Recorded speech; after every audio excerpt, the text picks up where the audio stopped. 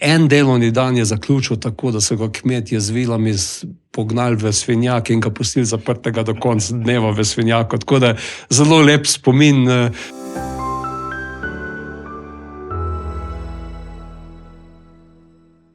Pozdravljeni naši ljubitelji našega podcasta Neokvirjeno. Danes se bomo res pogovarjali s človekom, ki je stopil iz marsikaterega okvirja. Z nami je evropski poslanec Franc Bogovič. Franci, mislim, da se lahko tikava, ker se že dolgo poznava in dolgo tikava. Lep pozdrav. Lep pozdrav in hvala za povabilo in pozdrav tudi gledalcem podcasta. Naj povem v glavnem, da je Franci svojo politično pot, mislim, da si pričel leta 1986 kot predsednik krajevne skupnosti, potem 4 mandate župan, vmes si bil tudi podjetnik, rodil si se na kmetiji. Ti to veliko pomeni, verjetno, da ti je bila neka zdrava kmečka logika, ki je velikokrat politiki manjka, položena v zibelko. Ja, rojen sem v kmečki družini, bili smo, ali pa smo še, hvala Bogu, 4 bratje. Na kmetiji je bilo od malega potrebno nekaj narediti, pridelati, če smo želeli normalno živeti. In moram reči, da so spomini na otroštvo samo lepi. Bili smo tudi nagajivi, kakšen nogomet odigrali, so znali tudi zabavati konc tedna, vendar je se vedlo, če si bil v petek, ne vem, tudi do 2-3 po noči zunaj, v soboto zjutraj ob 7 je bilo treba začeti delati. In če si se preko dneva spočil, si lahko zvečer nadaljeval svojo zabavo. Tako da smo imeli resnično razdeljeno to, da je kar je potrebno narediti, ob tem pa treba tudi še normalno živeti. In moram reči še enkrat, sem hvaležen staršem za to vzgojo, ki je temeljila na teh osnovnih pravilih, ne vem, poštenja, spoštovanja med seboj, spoštovanja drugih, in to na nek način poskušam tudi živeti. In resnično sem pa tudi na to ponosen, da v bistvu sem začel to tudi politično pot na tak način, da to pravzaprav ni bila nobena politika, ampak v vasi, v krajevni skupnosti Koprivnica, to nas je 700-800 duš, smo imeli razpisan referendum, da bi, to je bilo v Jugoslaviji logično, da zgradimo vrtec ob šoli, da zgradimo ceste, telefon. Sam sem takrat zaključil študij agronomije v Mariboru, pri ne na domači kmetiji, kjer je starejši brat prevzemnik, ampak v neposredni bližini dobil v last od starejše gospe, ki mi je zaupala, verjela, 12-hektarsko kmetijo, si tam začel graditi dom. In ko so do mene prišli ti starejši gospodje, ki so vodili krajevno skupnost, je bilo prav smešno, ko so rekli: "Lejte, Franci, ne razumem, kaj je s tem našim denarjem, mi ga zbiramo, konc meseca ga je vedno manj, pa nov denar prije zraven." Starejši se spomnite, da je bila to inflacija, 10% smo izgubili na mesec, in v tistem trenutku so rekli: "Mogoče boš ti to lažje razumel, pa tudi izpeljal stvari naprej." In tako se je začela moja politika, da smo resnično unovčili ta denar in ga vgradili v naš vrtec, ceste, in od tu naprej je pa pot potem bilo tudi zelo zanimiva. To je potem zanimivo, verjetno si to energijo podedoval že na kmetije, kajti jaz vedno rečem, pa nič slabega ne mislim s tem, biti Francijev sodelavec ni enostavno, ker rabiš veliko energije. Ja, imam odlične sodelavce, tako zdaj 2 sodelavca v pisarni v Ljubljani, 2 tudi v Bruslju, ponovadi še imamo tudi kakšnega stažista, to so mladi, ki si dobijo tudi to vpogled v to naše delo, tudi v Evropsko unijo. Ja, in večkrat si preko dneva moje sodelavce razdelita, kdo začne dan z mano, kdo ga z mano konča. Ta energija mi je, rekel, nimam nobenega problema, od malega smo bili vajeni, kot sem že delati, znati ob tem tudi vzpostaviti neke odnose, kar mislim, da je vedno v ekipi nujno potrebno, in to je krasil tiste ekipe, v kateri sem deloval, ne vem, tudi kot župan občine Krško. Nam so rekli, da smo najbolj plesoča občina v nekem trenutku, kajti ko je bila novoletna zabava, se je vedelo, da če smo bili občinari iz Krškega, tam je bilo zelo veselo in mislim, da je potrebno v ekipah, ki jih vodiš, tudi na nek način narediti to klimo, pozitiven odnos, neko medsebojno spoštovanje in potem tudi ljudje ne gledajo na uro, koliko časa bodo s tabo delali in se s tabo veselijo uspehov in rešujejo probleme, ki se vedno nastajajo. Tako da jaz mislim, da je to nekaj ključnega in kjerkoli sem bil doslej, mi je uspel neko to klimo ustvariti, pa tudi moram reči, da sem ponosen na sodelavce, veliki, tako sedanje kot tiste, ki sem jih tudi v preteklosti imel. Omenil si, da si študiral v Mariboru. Nekako velja pravilo, vse poti vodijo v Ljubljano. Zakaj si se odločil za agronomijo v Mariboru in ne v Ljubljani? Prva odločitev je bila, kot sem delal, agronomija. Sem čutil, da je to tisto področje, kjer se najbolje počutim in sem vesel, da sem se odločil za študij. In to je bilo že zelo dolgo nazaj, 82 leta. V bistvu sem začel s tem študijem in moram reči, da takrat ni bilo tako, kot je danes, da vse poti vodijo v Ljubljano. Je bil Maribor zelo enakovredno mesto v Ljubljani. Tudi vedel sem, da je v bližini Maribora tudi Kalvarija, pa Ratzenhof, da je tudi življenje v Ljubljani meni bližje, tudi moram reči, da so mi takrat kar malce oblikovali vinski okus v času študija. In v Mariboru smo se imeli zelo v redu in absolutno mi ni žal, da sem bil. Zanimivo pa je tudi, da sta moja starejša sin in hčera oba študirala v Mariboru. Tako da tudi zdaj tam mlajši sin je strojništvo v Ljubljani, sin na gradbeništvu, hčera na medijskih komunikacijah na Feriju, pa oba v Mariboru in imata samo lepe spomine na Maribor in tudi sam zelo, zelo rad grem v Maribor in ena zanimiva dogodivščina. Se spomnite, je bil gospod Razgoršek minister in ko sem poklical v tajništvo, se oglasi tajnica v lepi mariborščini in sem rekel, hvala Bogu. Ni bilo več jasno, kaj hvala Bogu. Sem rekel, hvala Bogu, da enkrat, ko kličem na ministrstvo, slišim ta lep mariborski naglas. Tako da meni zelo rad grem v Maribor še danes in tudi moram reči, da sem zelo veliko v tem severovzhodnem delu Slovenije. Zanimivo pri tebi pa se mi zdi vseeno, kot si sam že dejal, da si prihajaš iz kmetije, potem si od starejše gospe prevzel kmetijo, ustvaril kmetijo, ampak potem te je vseeno pot odnesla v podjetništvo. Kako to, da si se odločil potem za podjetniško pot? Jaz, ko sem se 84. leta zaposlil, je bilo to povezano s tem, da mi je ta gospa, ki sem že omenil, povabila, da prevzamem kmetijo, skrb za njo, to, kar je običajno. In ker sem imel veliko željo zgraditi si dom blizu, kjer sem bil rojen, sem to takoj zagrabil, nisem šel študirati druge stopnje v Ljubljano, ampak se zaposlil v Agrokombinatu Krško in potem v nekaj letih tudi zgradil hišo, posadil sadovnjake, jablan, ki jih še danes obdelujem, zdaj že drugo generacijo. Potem, kot sem že delal v mestnem času, pride to vstop v krajevno skupnost. Bil sem pa zaposlen v Agrokombinatu Krško kot pospeševalec najprej na terenu, med kmeti na Krškem polju, potem na tem štajerskem delu, kot mi imamo Krško razdeljeno na Krajinsko in Štajersko, Sava teče po polovici naše občine približno. In potem sem bil uspešen vodja tega enega terena, na kar sem dobil potem 89. leta povabilo, da sem postal vodja te kooperacije. So pa, če se spomnite, ali pa kdor tega ne pozna, so bila to leta, ko se je začela privatizacija oziroma lastninjenje teh zadrug, zakon o zadrugah, ki je stopil v veljavo in takratno vodstvo Agrokombinata Krško, zelo uspešnega kmetijskega podjetja, je na precej čuden način želel to kooperacijo, zadrugo izriniti iz svojega podjetja, mu prepustiti precej bremen, ne dati, po mojem prepričanju, dovolj premoženja. Zato sem se približno slabo leto boril za te kmete. Na koncu pa se tudi ocenil, da je situacija ni poštena, da ni v redu za kmete in sem enostavno dal odpoved, da ne želim prevzeti odgovornost, zato ker mislim, da ni korektno izdelano. To je bilo zelo zanimivo, ko pridem domov, to smo bili leta 90, spomladi, marca je bilo to, in pridem domov in povem ženi, dan sem dal odpoved. Ja, rekel, v redu, kaj pa zdaj, ne? Pravi ona jaz ne odgovorim, tudi ti boš ostala doma, ne? Jaz se rekel, kaj pa zdaj, ne?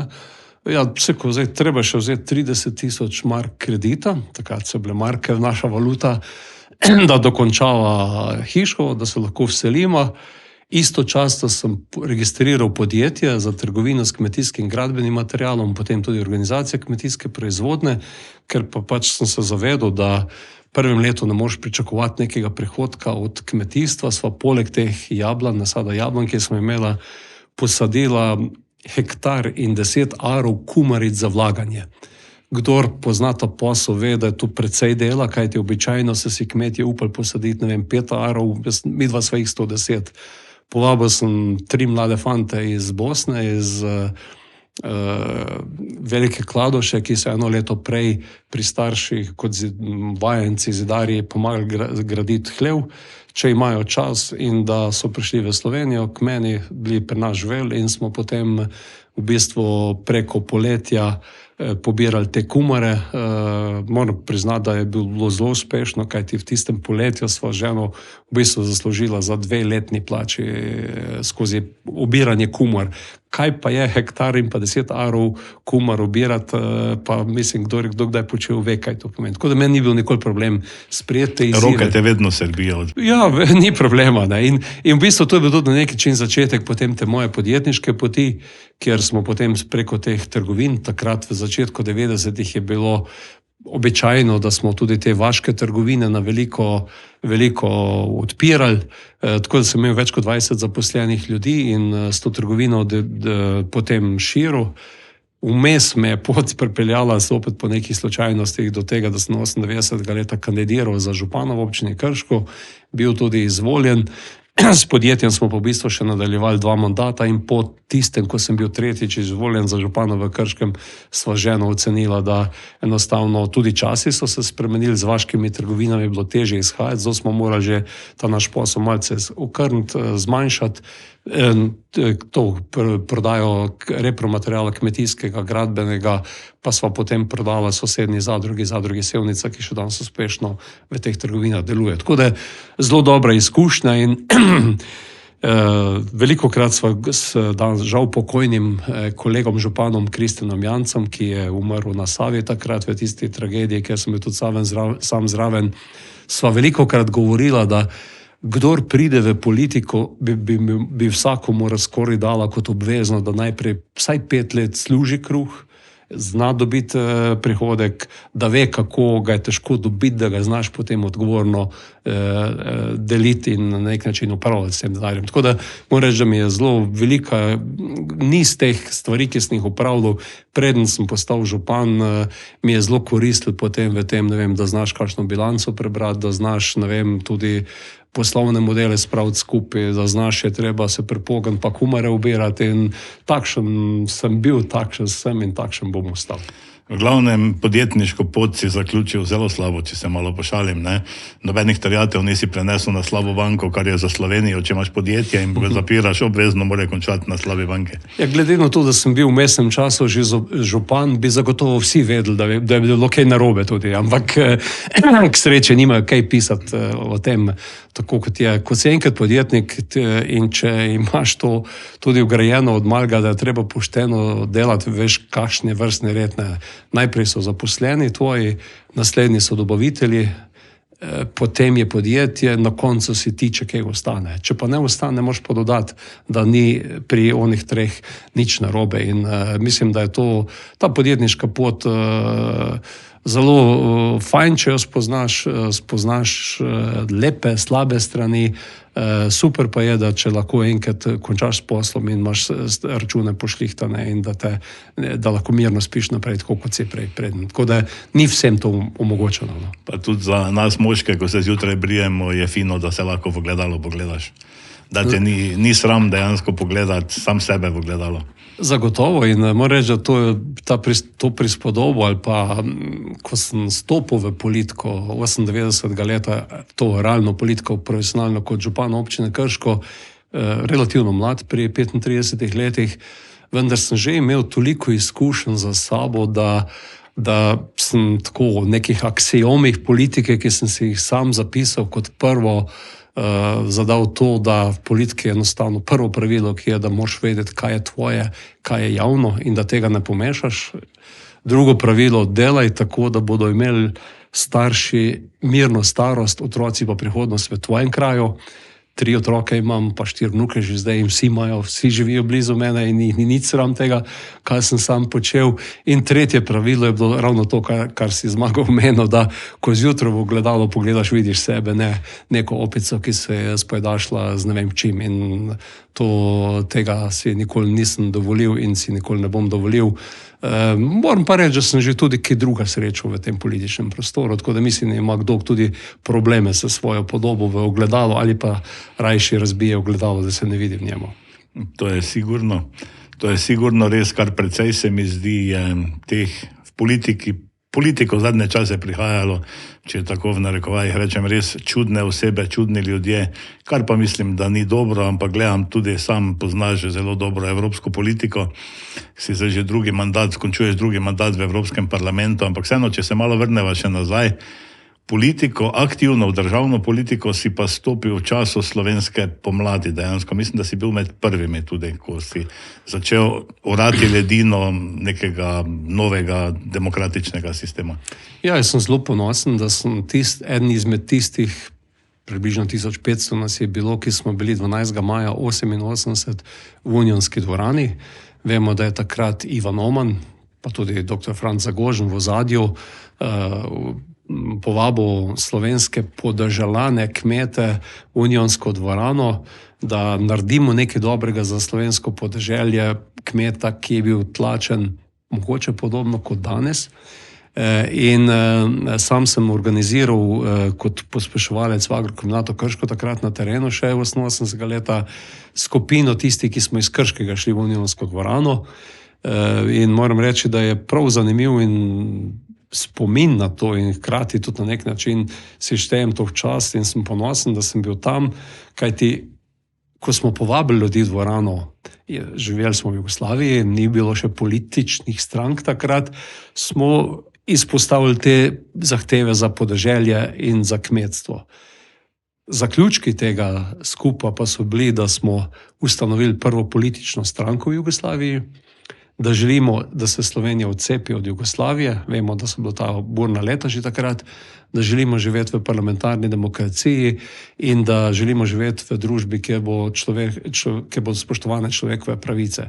Tako da, ko smo šli z dvorane ven, je marsikdo malce pogledal okoli sebe, ali nas bodo pustili primer, ali nas bodo kaj vprašali po zdravi pameti, glede na to, da je bilo to, kar smo takrat govorili, proti sistemu, ki smo ga živeli. In v bistvu nič od tega se ni zgodilo, tako da je bilo dovolj modrosti takrat, da so bile že te prve pomladne lastovke, kot smo kasneje imenovali, dovoljene, in v bistvu je ta kmečka zveza potem za sabo potegnila še ostala gibanja in tudi, moram reči, sem vesel tistih časov, ko je, ne vem, Ivan Oman hodil na skupe krščanskim demokratom, tudi k Pučniku in njihovim demokratom takrat, ker so nekajkrat spremenili, mi bom pustil kakšni demokrati in v bistvu nagovarjal tudi njih, da nekaj naredimo in v bistvu se to potem na koncu povezalo v okviru Demosa, ki je v bistvu omogočil to demokratizacijo v Sloveniji in konec koncev naredil toliko enega javnega mnenja in tudi javnega pritiska na tiste, ki so imeli pomisleke o tej poti, da so se na koncu pridružili in da smo potem tako 90. leta z referendumom in z odločenostjo 91. leta to državo tudi obranili. Tako da so bili neki trenutki, takrat se absolutno nismo zavedali, kako velike stvari se dogajajo, ko pa danes pogledaš nazaj, pa na nek način še enkrat ponovim, da sem ponosen, da sem bil del tega. Seveda to so bili taki časi sprememb dejansko, hodili smo marsikdaj po robu, tudi kot se reče naš podcast, brez okvirjev, izven okvirja. In potem, pa si že samo omenil, si bil pa župan občine Krško, uspešne občine, ki je naredila kar velik preboj, marsikdo reče zaradi tega, ja, Krška ima lahko, ker imajo nuklearko, ampak mislim, da ni vsega tega napredka bila nuklearka, ampak mislim, da si v teh 4 mandate si bil župan, ste se lotevali kar zanimivih projektov. Mogoče, česa se najbolj spominjaš, kaj je bil največji prodor občine takrat? Ja, gledajte, naša občina je ena tistih, ki je bila zelo uspešna konec 80-ih let. Imeli smo velika podjetja, ne vem, Sop Krško, Kovinarska Krško, Pionir je bil v Krškem, Iskra je imela veliko ljudi tam. In ob energetiki, ki nas je spremljala in takrat še ni bila tako močna, kot je danes, smo doživeli pravi gospodarski krah v začetku 90-ih letih. Imeli neverjetno visoko brezposelnost, eno najvišjih v Sloveniji. To je isto kot Maribor. Podobno. Industrijska mesta smo bila deležna teh pretresov in potem mi smo 95. leta so bile prve te županske volitve, takrat tudi nisem kandidiral, sem bil pa izvoljen v občinski svet, tudi kasneje potem bil predsednik tega občinskega sveta, takrat so bili še predsedniki občinskih svetov ob županoh, to je bil samo en mandat. In potem smo imeli na nek način nesrečo malce v občini, kajti župan iz vrst krščanskih demokratov je bil, ki smo ga tudi mi podprli, enostavno ni znal ustvarjalnega vzdušja v občini, ampak se je občina zelo spolarizirala in smo imeli zelo težke seje. V Ljudski stranki smo bili takrat samo 4 svetniki v občinskem svetu in smo poskušali na nek način to, kar je Ljudski stranki lastno, graditi nek most med to polariziranem občinskem svetu in smo praktično z našimi 4 glasovi včasih tudi pomagali, da se je sprejel nek sklep, ko tudi županu ni šel najbolj po godu. Tako da nastale so razmere, da sem konec koncev 98. leta dobil ta izziv, da so me predvsem v stranki nagovorili, da sem šel kandidirati, kljub temu, da sem imel takrat 20 zaposlenih ljudi doma in da je bilo to kar velik šok potem, ko sem bil izvoljen doma. In kar mi je uspel, prvi uspeh, ki se ga štejem, je to, da ko smo zaključili volitve, sem enostavno kolegom, ki so čakali, zdaj kaj bo to za ena koalicija, sem jih povabil skupaj, proporcionalno smo razdelili mesta v občinskem svetu, koliko je bil kdo deležen zaupanja pri ljudeh, toliko ti pripada mest v občinskem svetu, organih občinskega sveta, ne, zdaj mi smo koalicija, zdaj mi bomo nekoga povozili in mi bomo obvladali vse. Pošteno smo razdelili in potem, ko so čakali, da bom formiral koalicijo, povabim vodje teh svetniških skupin za isto mizo in s tem dejal, volitev je konec in dajte mi povedati, če kdo ne želi delati za Krško, moja koalicija bo koalicija za Krško in so vsi povabljeni k delu. Malce so me debel gledali, potem v enem leto pa pol smo ta ritem ujeli in to se štejem kot eden velikih uspehov, da smo v bistvu iz ene zelo polarizirane občine naredili občino, kateri smo znali sodelovati skupaj. Sam sem bil 4-krat izvoljen, v 4. mandatu sem bil potem izvoljen v parlament, ko je bilo to nezdružljivo, zdaj imam 13 let županovanja, za mano je še 11 let županoval tudi iz Ljudske stranke magister Miran Stanko, ki je nadaljeval s to politiko in mi smo imeli 24 let takšne občine.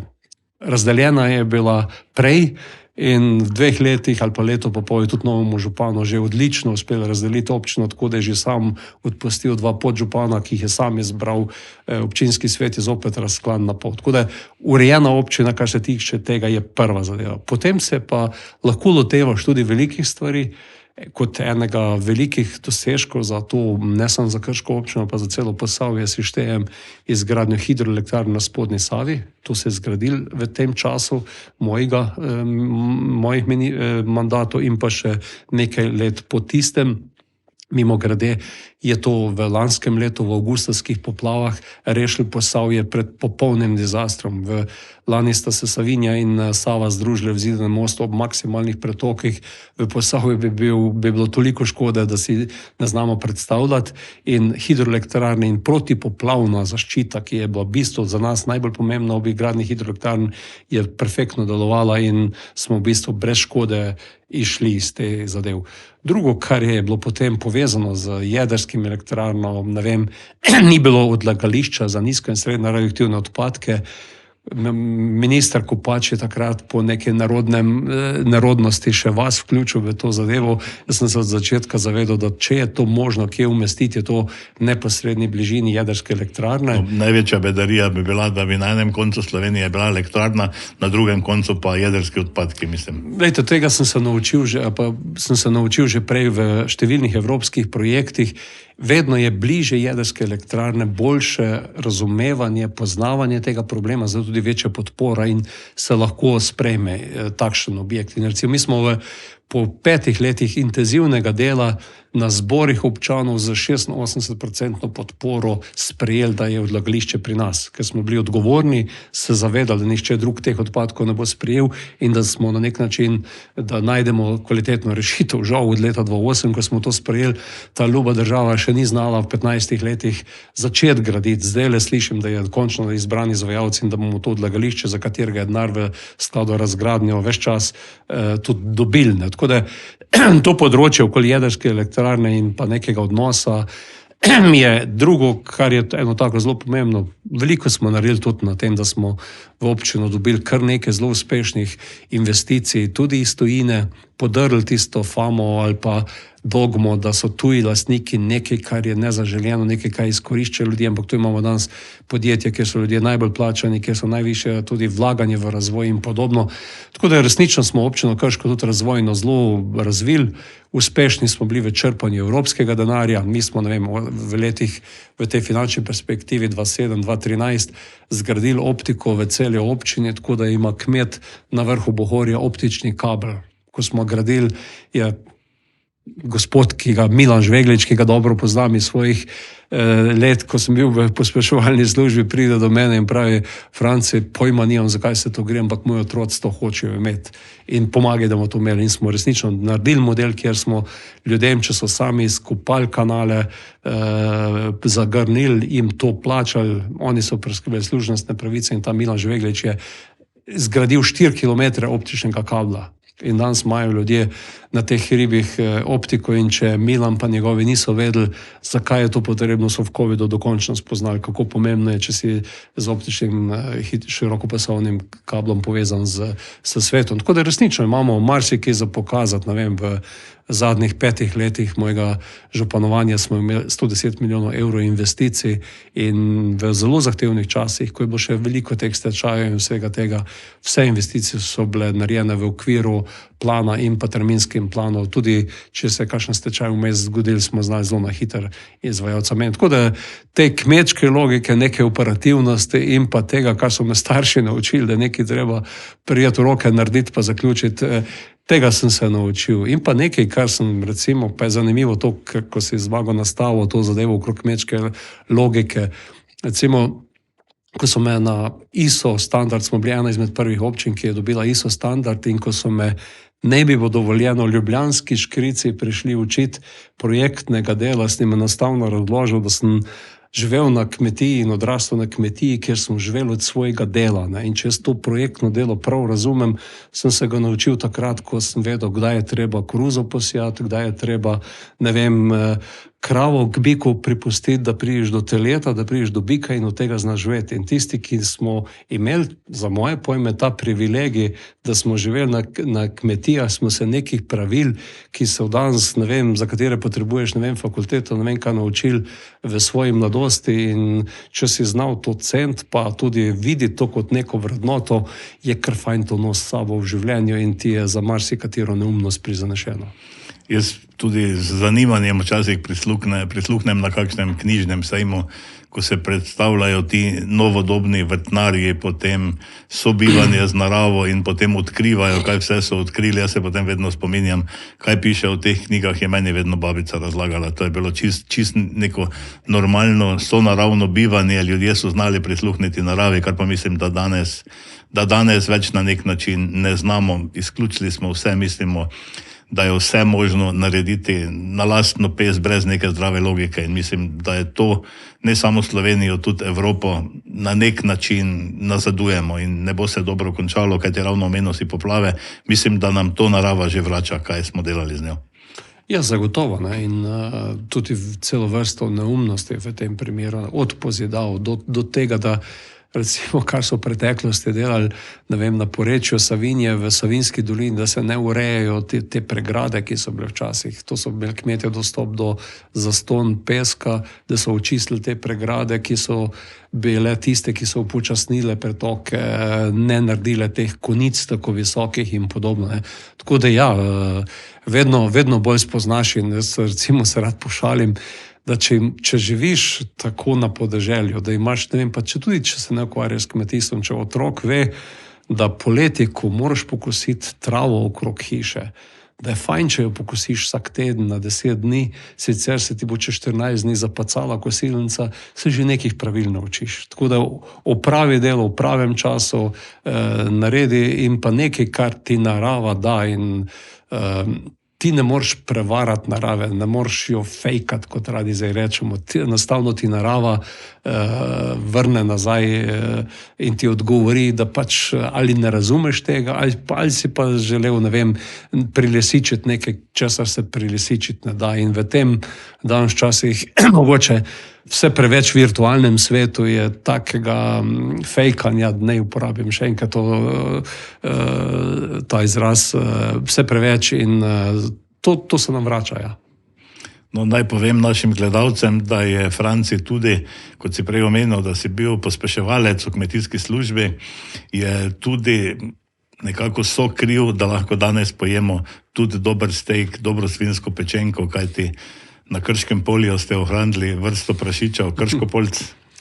Ja, to je zelo zanimiva zgodba. V 80-ih letih poznam tiste kmetije, ki so na črno ohranile krškopoljskega prašiča, kajti takrat se je politika odločila, da je to pasmo treba iztrebiti. In osebno poznam inšpektorja, ki je to pravilo vzel preveč zares, tako da en delovni dan je zaključil tako, da so ga kmetje z vilami pognali v svinjak in ga pustili zaprtega do konca dneva v svinjaku. Tako da zelo lep spomin na tiste čase in pa na neumnosti, ki so se odvijale. Danes je pa to resnično zelo dobra zgodba. Poznam tudi društvo rejcev krškopoljskih prašičev, sodelujem z njimi, tudi v tujini smo jo že predstavljali. Tako da ja, je to ta lepa zgodba, ki smo jo ohranili na Krškem polju, poleg še kakšne druge.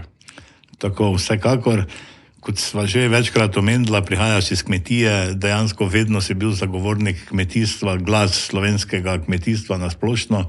Bil si tudi minister v vladi Republike Slovenije za kmetijstvo, potem se te spomnim, kot tam so se najine poti tudi srečale v državnem zboru, bil si predsednik odbora za kmetijstvo, vedno si bil glasen, imel si nekakšne drugačne pristope. Kakšne spomine imaš na tiste čase? Kmetijstvo v povezavi s politiko, ne? Ja, vedno bolj spoznavam, ali pa mogoče zdaj, če začnem z današnjega časa, ne? Jaz zdaj rad rečem, da 10-15 let nazaj so se vsi spoznali na fuzbal, pa govorili o nogometu, danes se vsi spoznajo na kmetijstvo, ne? Ko pa spregovoriš 2-3 stavke z njimi, pa vidiš, da so to neke floskole, ki so izrabljene, uporabljene, povezane velikokrat ali s kakšno ideologijo in da je v tem veliko neznanja. Tako da kmetijstvo je zelo zanimivo, ker so te stare modrosti, stara pravila. Super je, da obvladaš te tehnologije, da greš časom naprej.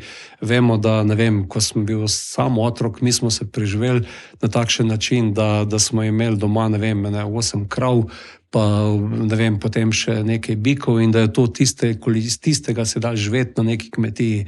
Danes to isto kmetijo, mojo domačo, obdeluje nečak, kjer je brat gospodar, prevzemnik. Tam je, ne vem, robot na kmetiji, 200 glav živine, druge stroji, ne vem, nabavuje škropilnico, da se dize zapirajo, če se prekrivajo, da se polja gnojenja z umetnimi mineralnimi gnojili zaustavijo, če že bilo poškropljeno navigacije in podobno. Tako da treba je slediti čas, da lahko enostavno tudi to, kot radi rečemo, z manj pridelaš več, ne. Omejitev je tu zemlja ves čas, ne. In je pa neka stalnica vseh teh obdobij, da enostavno v Sloveniji nasploh je nek čuden odnos do kmetijstva. Sam sem večkrat tudi takrat, ko smo vas skupaj v državnem zboru, recimo ena prigoda, ko so gospe na finančnem ministrstvu izračunale, da bi naj bilo katastrskega dohodka, to pomeni tukaj ostanek od tega, kar kmetje delajo, v enem letu 280 milijonov evrov, cel prihodek kmetijstva je bil pa v tistem letu nekaj več kot 1 milijarda. Ne? In ko so te gospe prišle k meni na odbor za kmetijstvo, ki, kot si omenil, sem ga vodil takrat, s njim postavil precej neugodno vprašanje. Ne? Sem rekel, gledajte, gospe, lansko leto je imela Krka tovarna zdravil, približno toliko prometa, kot ga imajo kmetje, dobro milijardo je bilo takrat, in Krka je ustvarila 200 milijonov dobička. Ne? A imate vi občutek, da se na kmetijah ustvari več dobička kot v farmacevtski industriji? Ne? Ko mogoče bi se, če bi se ukvarjali s predelavo konoplje, s tem, kar pa kmetje predelujejo, pa zagotovo ne. Normalno, ostale so brez odgovora, šli so še enkrat v ta svoj računski stroj vstaviti podatke in je prišlo ven, da je 48 milijonov katastrskega dohodka. Ne? Tako da spoznam to, kar želim povedati s tem, da je na vladni strani, pa je to že ne glede skoraj na katera vlada je v tem uradništvu, ki pravzaprav drugo, tretja raven ministrstva, ki vodi v bistvu zadeve, precej nepoznavanja, včasih tudi imaš občutek nekih starih časov, ko so bili veliki kmetje, ne vem, neko protidržavni element in je potem ta odnos peljan v to mero. V zadnjih letih pa je to nadgrajeno še s tem, da se je okoljevarstveni pristop zelo v smeru proti kmetu. Kmeta se zdaj naredi krivca pravzaprav za vse že in nekoč je v eni oddaji Roman Žveglič, predsednik Kmetijsko-gozdarske zbornice, dejal, upam, da ne bomo slovenski kmetje krivi še za izumrtje dinozavrov. No, in tako približno mislim, je ta odnos, kjer je zdaj v bistvu vse nazadnje, metan bo uničil cel svet in v bistvu zopet izhajajo stvari iz nekih nepoznavanj in pa iz nekih prepričanj ideoloških, ki so lahko zelo nevarna. In recimo v zadnjem mandatu smo uspeli proti koncu tega drugega mandata enostavno v teh prizadevanjih okoli tega zelenega dogovora in pa vloge kmetijstva v tem priti na neko bolj normalno pozicijo, kjer smo enostavno zaustavili tiste, ne vem, ki so imeli občutek, da bodo v Bruslju iz Barlemona, ker je komisija povedal, na kateri parceli v Sloveniji se smeš kropiti, v kateri ne in podobno. In podobne prebliske imajo tudi v slovenski vladi, ki je v nekaterih elementih še slabša in te neumnosti še samo ožlahni, oplemeniti in kar naenkrat potem pridemo do tega, kar imamo. Ne vem, tudi zamenjava kmetijske ministrice Šinko, ki je, mislim, še imela nekaj občutka za to kmetijstvo, po mojem prepričanju, po diktatu teh damic okoli predsednika vlade, nas je pripeljala v neko čudno situacijo in me prav zanima, kako se bodo ta prizadevanja tudi kmetijskih organizacij v teh protestnih zahtevah tudi končala in nisem prepričan, če ne bodo kmetje še zasedli slovenskih cest, ker se bojim, da je to razumevanje in pa pripravljenost, da bi se tudi konec koncev priznala pomembna vloga, ki ga ima kmetijstvo za ohranjanje krajine, za prehransko varnost, da bi se to enostavno prepoznalo kot nekaj, kar bi dobili tudi potrebno mesto v družbi.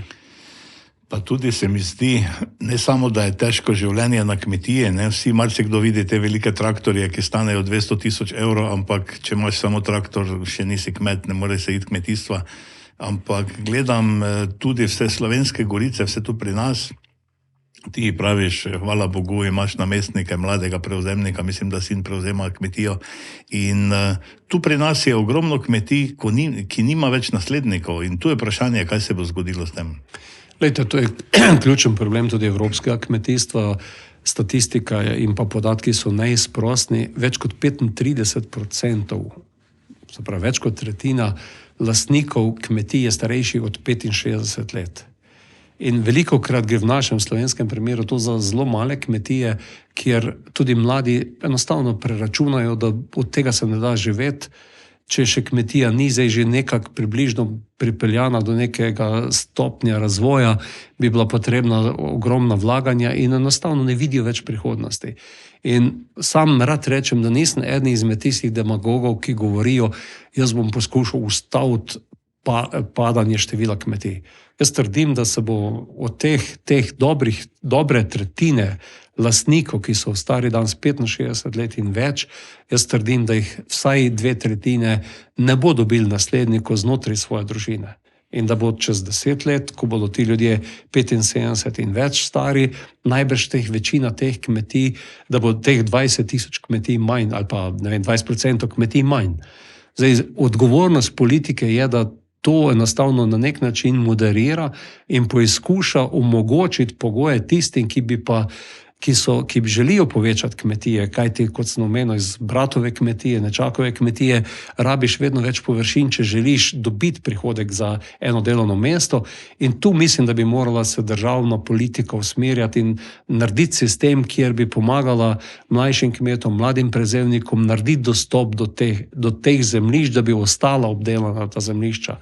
Mogoče sam, ko sem bil minister, kot si omenil, sem predlagal recimo, ampak sem bil samo 1 leto dobro, tako da nismo mogli vsega speljati, da bi sklad kmetijskih zemljišč igral eno pomembno vlogo, kjer bi skupaj z mladim kmetom dobila prvo predkupno pravico, da se neko zemljišče kupi, sklad zagotovi 10-letno financiranje, nek leasing, pospešeni najem, s čimer bi tem mladim, ki bi želeli povečati kmetije, omogočili, da to lahko storijo, kajti zelo hitro se pojavi, da pridejo danes na trg, kot rečemo, trgovci z novci, ki imajo druge namene, kot samo kmetovati na tej kmetiji in onemogočajo potem, da bi kmetje dobili v roke. Tako da ta zemljiška politika, starostna struktura v kmetiji, povezovanje kmetov, to je nekaj, kar mislim, da je ključno, če želimo, da bo ostala slovenska krajina obdelana, da se bomo še vedno lahko pokazali v tujini kot turistična destinacija, kot zelo urejena država, in mislim, da je ključno to, da na nek način resnično tem mladim omogočimo, da imajo možnost tega kmetovanja. Velikokrat je problem tudi znotraj družin. Poznam to, sam si omenil, sva prej govorila o tem, da ravno v teh dneh sin prevzema kmetijo, gradbeni inženir v svojem poslu, vendar smo ga k sreči prav čas tudi zastrupili malce s tem kmetijstvom, da se ukvarja, s kravami, dojiljem, dopolnilno dejavnostjo, prodajo mesa, razsek mesa in dopolnjujemo s tem našim sadjarstvom, ki ga žena urejava. Tako da v družinah je treba enostavno pomagati že tu, po drugi strani morajo pa mladi tudi v družbi videti neko klimo podobno, kot jo preko meje v Avstriji vidijo, kjer je kmečki poklic spoštovan in visoko tudi na lestvici, za razliko od nas, in potem se mladi za to odločajo.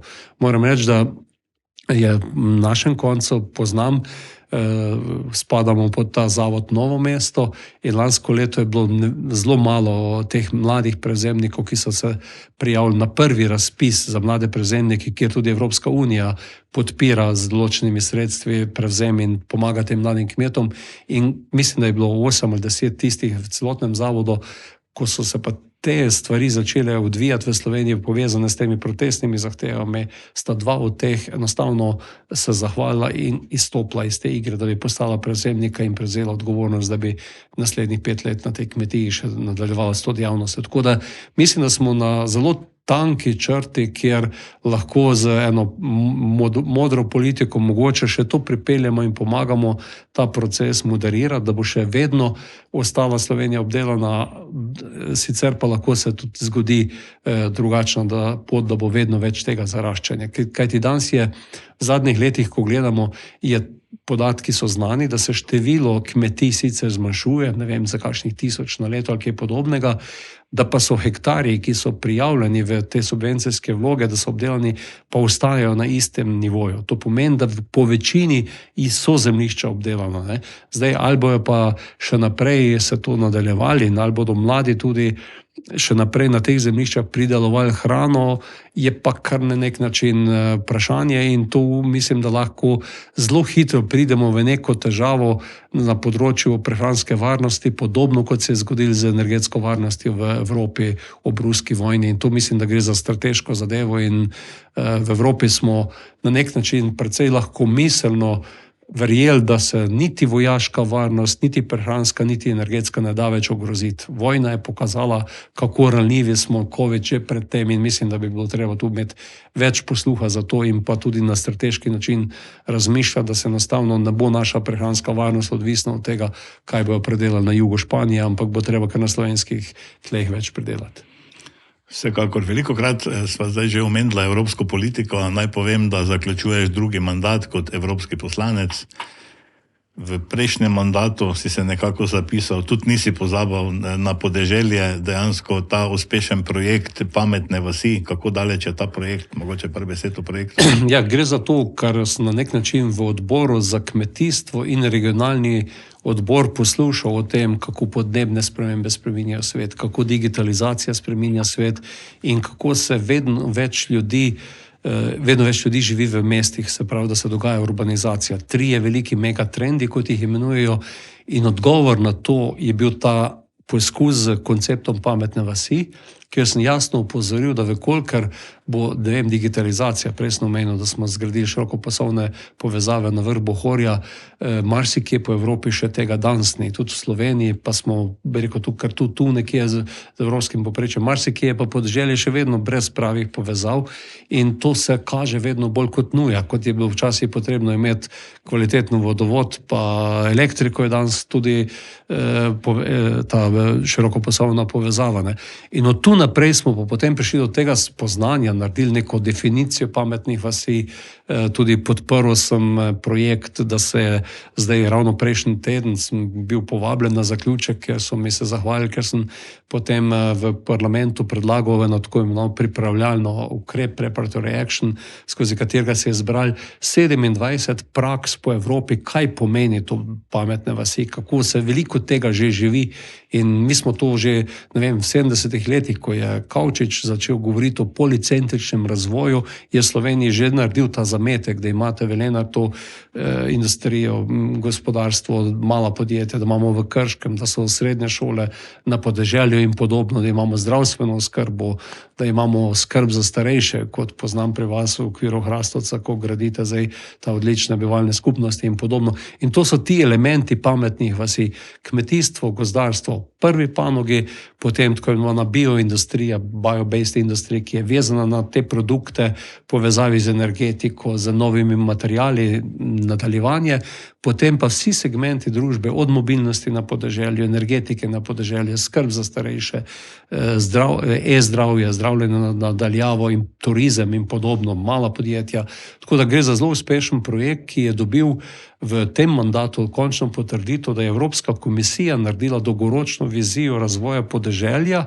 Hrvaška kolegica Dubravka Šuica, komisarka, je bila zadolžena za to pripravo skupaj s kmetijskim komisarjem in komisarko za regionalni razvoj in so v bistvu ti elementi, ki sem jih sam začel graditi od leta 2016, povsem vključeni v to strategijo.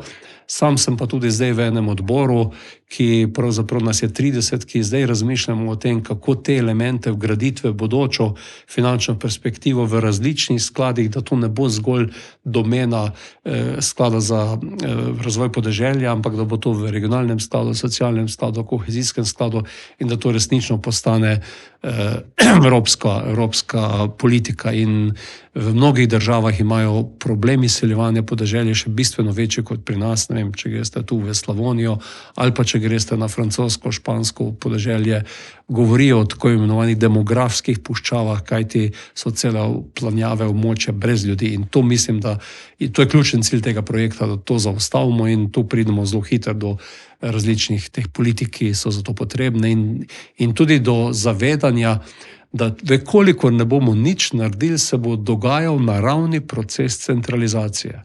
Za enakomeren regionalni razvoj moraš imeti politiko in moraš vlagati sredstva. To, kar v mestu se, neki energetski koncepti zgradijo, zato ker je to, big business, pa pride denar od drugod in nekdo zasluži s tem, je treba na podeželju v to vlagati, kajti v nasprotnem primeru se pač podeželje prazni.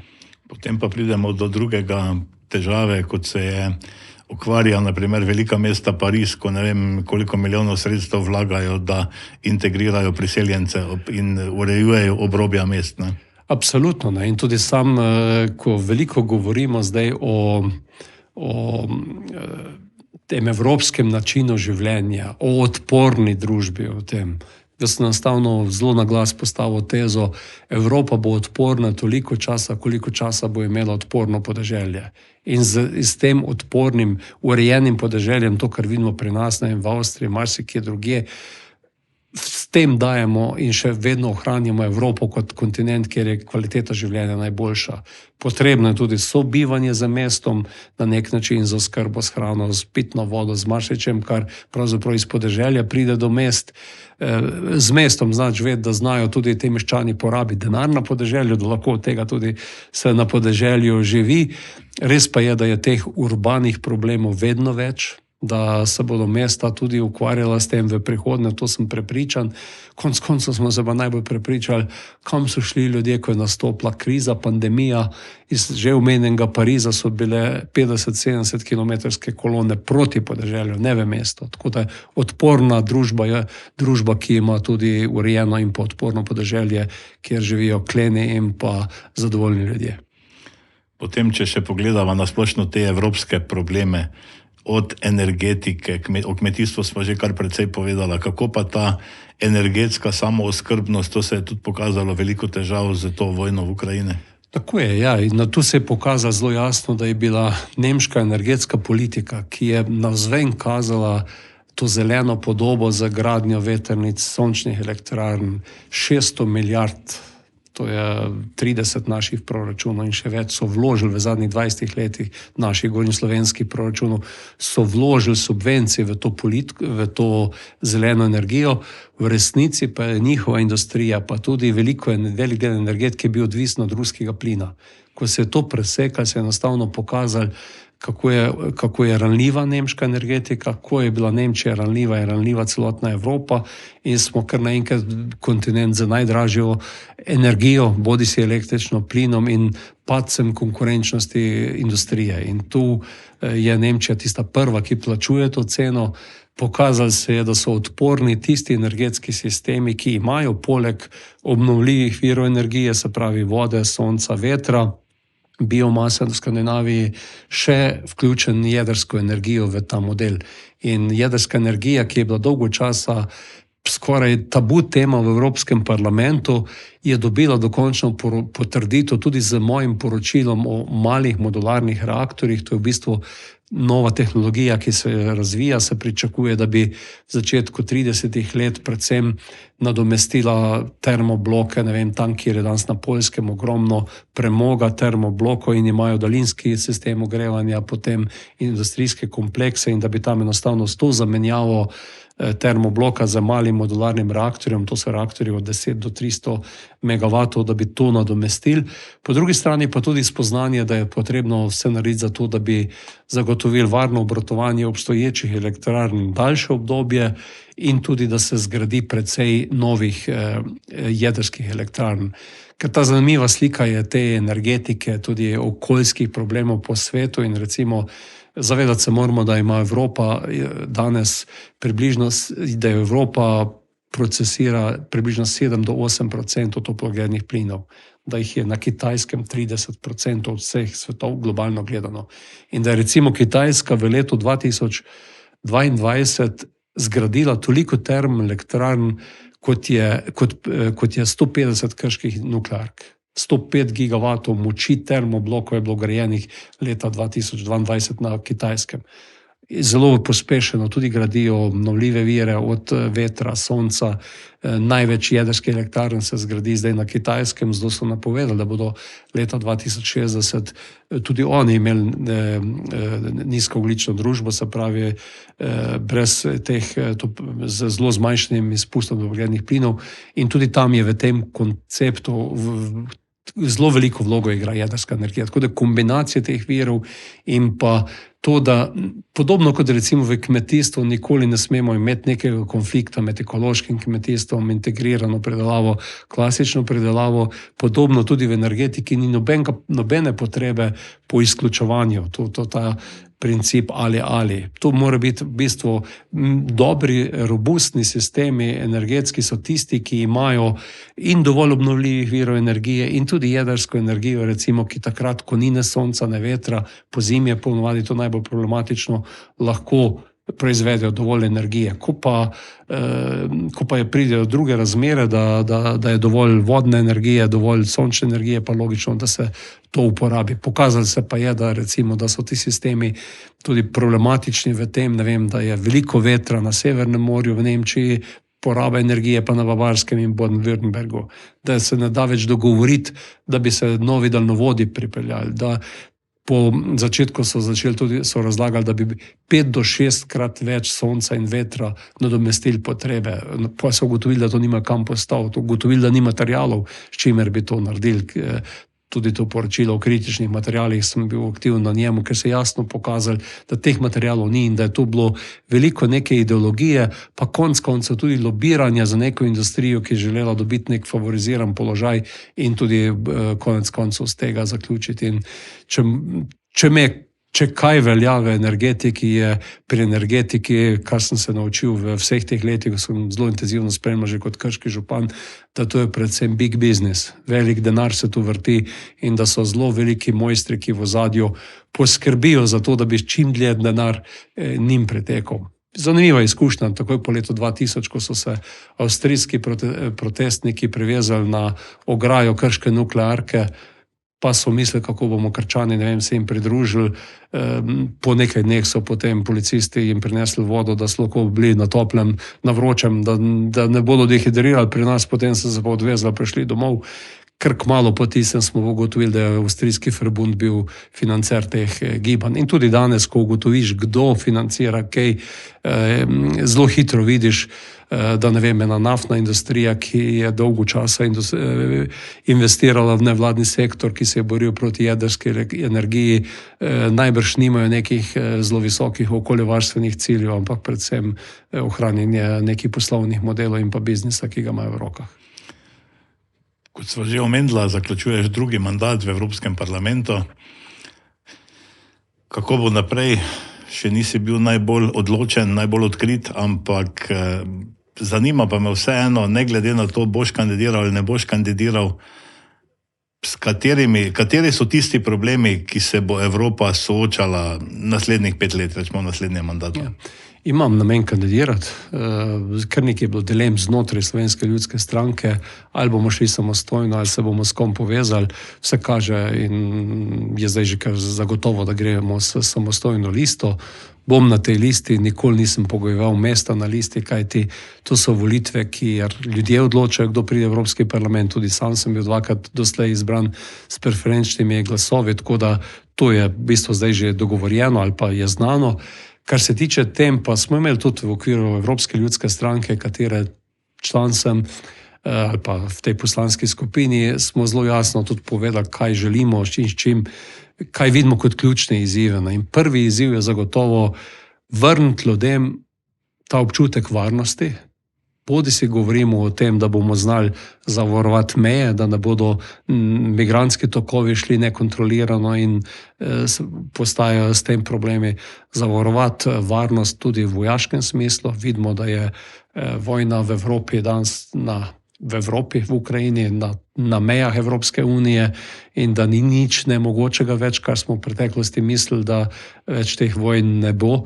Terorizem, podobne zadeve, se pravi, ta varnostni vidik je zagotovo prvi, ki ga treba zagotoviti, in tu pridejo tudi ostale dve varnosti, o katerih smo govorili, prehranska varnost, energetska varnost, in da treba te sisteme narediti robustne in ne računati preveč na druge in da moramo sami to zagotoviti. Tako da to je prva taka programska usmeritev.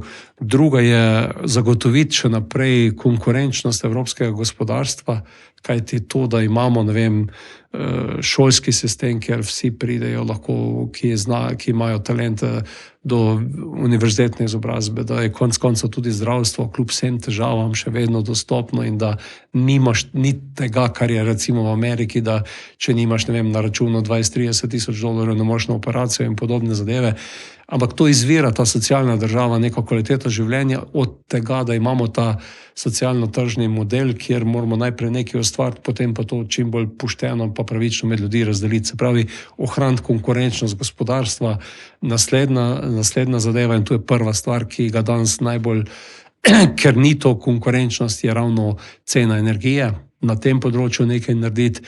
Tretja pa je to, da enostavno se kar zamislimo in ohranjamo ta evropski način življenja. Se pravi, to je povezano, kot sva prej govorila, s podeželjem, z mestom, da se konec koncev zavedamo teh krščansko-judovskih korenin, da so to tiste stvari, ki so zapisane, bodisi, ne vem, če hočete, v Svetem pismu ali v ustavah držav ali pa v zakonih naprej, in da na nek način Evropa ohrani to svojo identiteto in da konec koncev znamo to ceniti, da tudi sami to na nek način živimo in da konec koncev tisti, ki pridejo v Evropo v kontekstu migracij, tudi jasno povemo, da pričakujemo, da bomo na evropskih tleh živeli z evropskim načinom življenja. In mislim, da to nekaj, kar je včasih celo tako malce potisnjeno pod mizo, se zatekamo k neki politični korektnosti, vendar se bojim, da če bo te politične korektnosti ali pa naivnosti prevelik, bomo slej ko prej plačali ceno za to. Mogoče še čisto za konec, kako ti vse to uspeva, razpet si med Krškim, Ljubljano, Brusljem, zelo aktiven, veliko te srečujemo na terenu, ne samo pred volitvami, celotni mandat, kot si že omenil, doma imaš družino, 3 otroke, 4 vnuke, vidim, da z njimi spremljam po Facebooku, zelo rad se odpraviš tudi na kakšen izlet. Odkot ti ta energija, kako ti to vse skupaj uspeva? Mogoče en recept na svet, ker ti mislim, da si res potem strikten pri razporejanju časa, kar mislim, da je velik problem sodobne družbe, tudi to razporejanje. Jaz mislim, da je eno osnovnih pravil, da moraš na nek način se zavedati, da je več teh stebrov v življenju, na katerih sloni tvoje neko ravnovesje in da moraš kar poskrbeti za vse. V šali sem ti že enkrat tudi dejal, da ko mi doma pri ženi zmanjka točk, se moram potruditi, da jih pridobim nazaj. In resnično moraš paziti najprej tudi na zdravje. Bojana bo to poslušala. Zagotovo. In z veseljem to rečem. In najprej moraš poskrbeti sam zase in recimo si napolni tudi svoje baterije. Zame je delo v sadovnjaku ali pa zdaj z vnukicami, večina, 3 so vnukice, 1 vnuk. To je moj svet, v katerem si napolnim baterije in ki mi daje na nek način ta elan, to voljo do dela. Potem pa pride normalno, potem to delo povezano z poslovnim svetom, s tem, zdaj zadnja leta je to ta politika, da na nek način delaš to, v kar verjameš, da nimaš težave s tem, kar počneš in da si, ne vem, pošten, iskren do sebe in do drugih in potem tudi nimaš problema, da bi si moral izmišljati, kaj se enkrat rekel. Da pač delaš to, kar verjameš in da to na glas poveš.